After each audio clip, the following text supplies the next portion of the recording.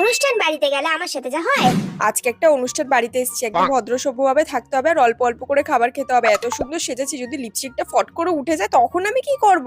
একদম ছোট্ট ছোট্ট করে লুচি নিয়ে খাই বাবা।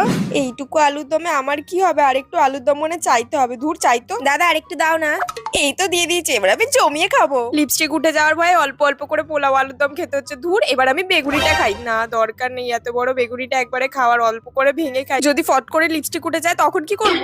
আলুর দমটা এত ভালো গোটাই খাই। না না, দরকার নেই, থাক। ওইদিকে মনে হয় আমাকেই দেখছে, কি দরকার, থাক অল্প অল্প করেই খাই। এটা তো আর আমার বাড়ি না। পনির তো আমার ফেভারিট, এবার আমি পনির খাই। পনিরটা খাওয়ার সময় আমার দিকে তাকাতে হলো। দূর, এবার অল্প অল্প করে খেতে হবে পনিরটাও। রসগোল্লাটা তো গোটাই খাবো। না থাক, অল্প করে খাই। এটা কি আমার বাড়ি নাকি? আমি কেন বারবার ভুলে যাচ্ছি? লিপস্টিক উঠে যাওয়ার ভয়ে এই হয়, অনুষ্ঠান বাড়িতে এসে আমি ঠিক করে কোনোদিনও খেতেই পারলাম না, ভালো লাগে না। দূর, আজকে তো আমি কিছুই তৃপ্তি করে খেতে পারলাম না। দূর।